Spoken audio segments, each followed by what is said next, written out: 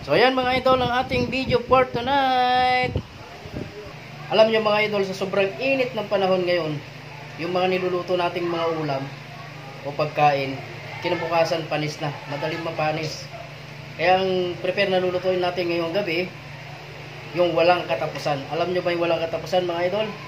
Ito yung walang katapusang adobong karne ng manok na toyo yung pagkakaluto, para naman makain pa natin kinabukasan. Batiin ko muna ang aking mga followers na laging nakasuporta sa akin. Maraming salamat po sa inyong lahat. Tuloy-tuloy lang po ang suporta nyo mga guys. So tara, samahan nyo ako magluto.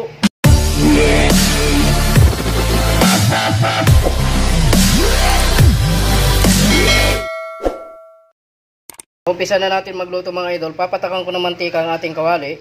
Medyo dadamihan ko yung mantika kasi ipa-fried natin yung manok. Ilalaglag na natin itong ating bawang. Sunod ko na yung ating sibuyas.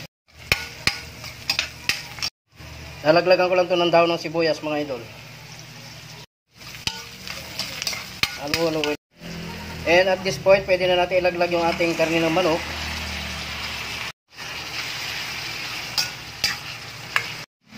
Pwede na natin isabay yung ibang spices. Ito yung paminta. Pamintang durog. Sabay ko na rin dito yung ating dahon ng laurel.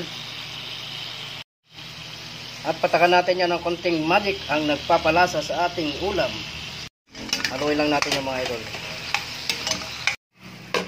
Takpan muna natin yan. Hayaan natin siyang magisa ng gusto. Check natin yan.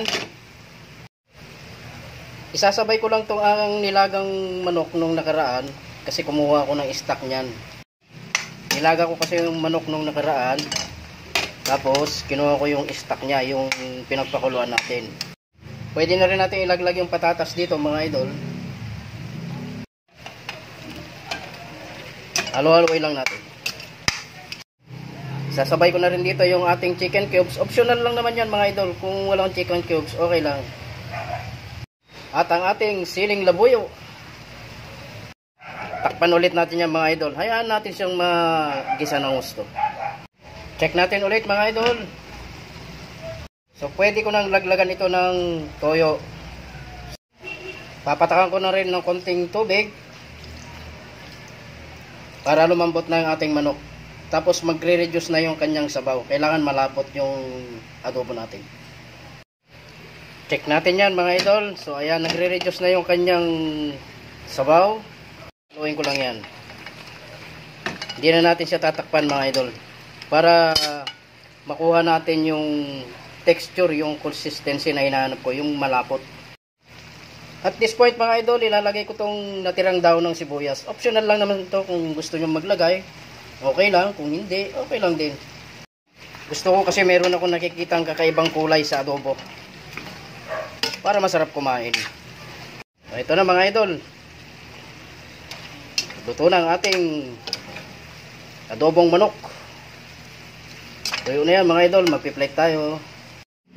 Gustong gusto ko talaga sa adobo yung tuyo, yung walang sabaw, para matagal, mapanis at masarap.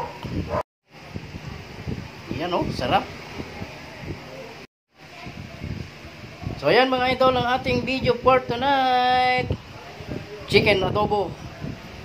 Adobong walang katapusan mga idol. Mapaparami tayo ng kain nito dahil adobong tuyo. Masarap to sa mainit na kanin mga idol. Maraming salamat sa mga sumusuporta sa aking video mga idol.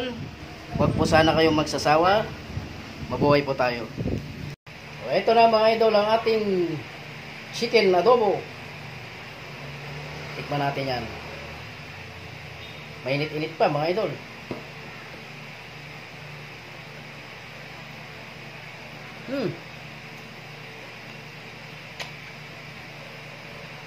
Pop na pop. Tinikman lang natin. So pop na pop ang ating adobong manok na tuyo. Maraming salamat mga idol sa inyong suporta sa aking mga video. Ulit-ulit kong sinasabi mga idol, huwag po sana kayong magsasawa. Shout out sa aking mga followers. Mabuhay po tayong lahat. I love you all guys. Bye bye.